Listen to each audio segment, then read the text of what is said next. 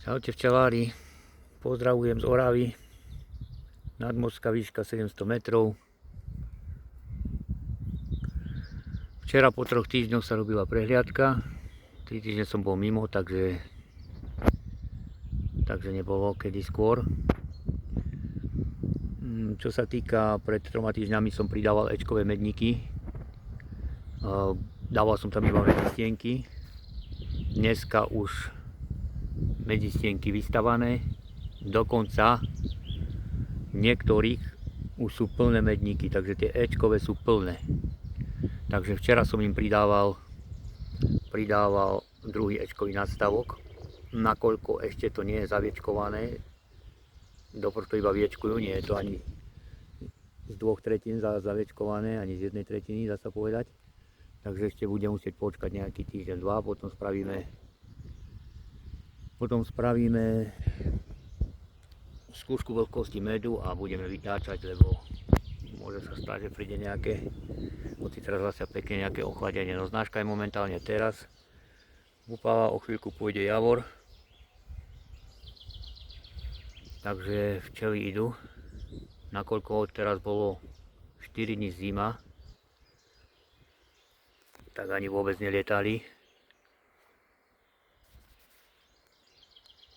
No, dneska som sa tak trošku pohral s tými včielkami.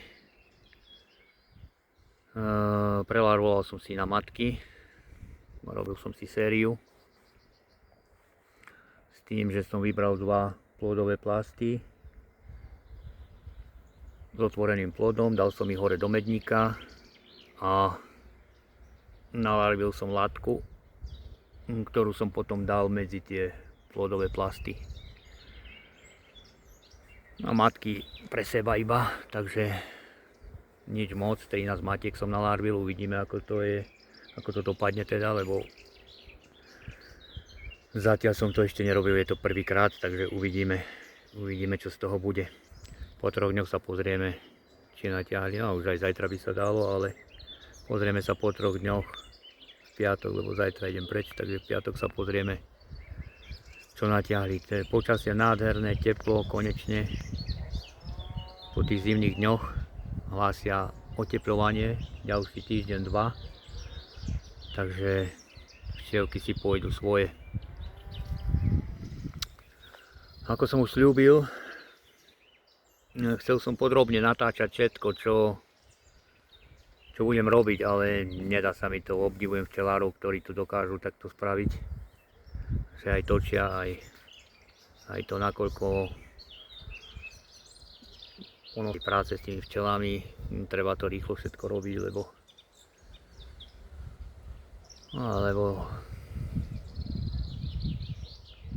je tu aj sliedivosť, aj všetko proste.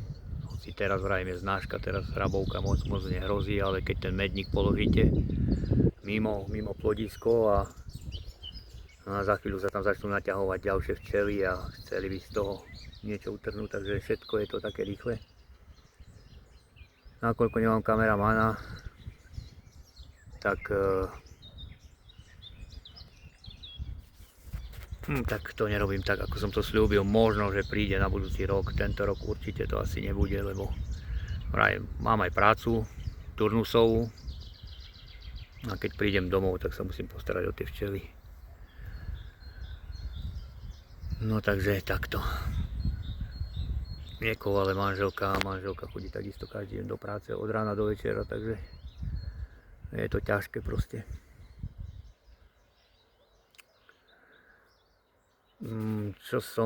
Robil som kontrolu, takže už dá sa povedať, niektorých boli natiahnuté matečníky, takže no, nechal som po 2 matečníky a čakám, že sa tie včelky vyroja. No, keby som ich zrušil, tak zase tam natiahnu behom chvíľky, sú tam ďalšie matečníky. Takže tie včely sú silné, no, neudržím ich v tom uli. Musel by som spraviť odloženca, ale odloženca nechcem robiť, pretože ak ich oslabím, tak teraz keď je znáška, tak bude menej medu. No, jednu matku som zrojil z jedného úľa, tam už bolo úplne silné včelstvo a proste mali tam plno matečníkov, tak som nechal tie najkrajšie dva a matku som zrojil, dal som mu 2 plodovými do nového úľa. No, matečníky tak za 3-4 dní by sa mali vyliahnuť, takže tam budú nové matky, teda jedna matka, dve matky, tá jedna, a ktorá sa prvý ľahne, tak táto vyhra. No a keď sa oplodní, tak sa oplodní, ak sa neoplodní, pôvodnú matku vrátim naspäť. Odložence budem robiť až v júni, niekedy okolo 10. A čo sa týka rojenia, vravím, no už čakám, že sa niečo pohne. Niektoré včelstvá sú ozaj už silné, vravím, majú tam narazené matečníky. Nechcem to všetko zrojovať, lebo včelstva bez matiek to je také. Takže počkáme na tie roje, ak sa podarí, tak sa chytí, ak sa nepodarí, no tak pôjde preč. Takže ako vravím, som prekvapený z toho.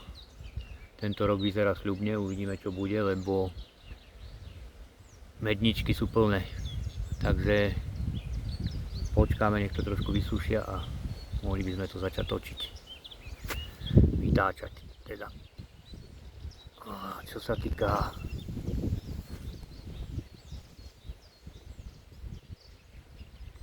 vytáčania, tak toho roku si vyskúšame nový medomet Everton. Kúpili sme si funglovku, takže štvorrámikový zvratný automat.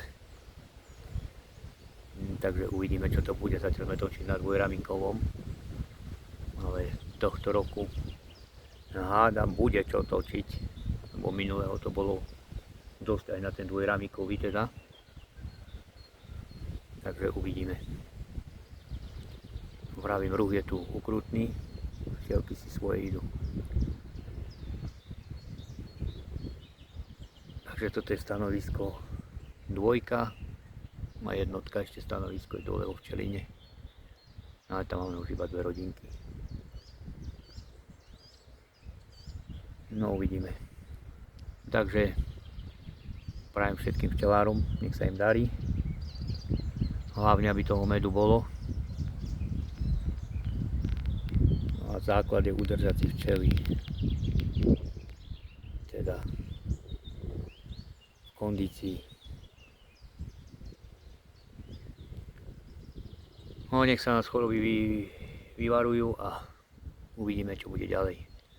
Ďalšie nejaké videoko dám zase za nejaké 2-3 týždne. Možno by som mohol to video spraviť v piatok, pozrieme sa na to, ako tie matky boli prijaté. Teda tie larvičky, čo som nalarvil, no, či to natiahli na to matečníky alebo nie, uvidíme. Takže nech sa darí. Čaute.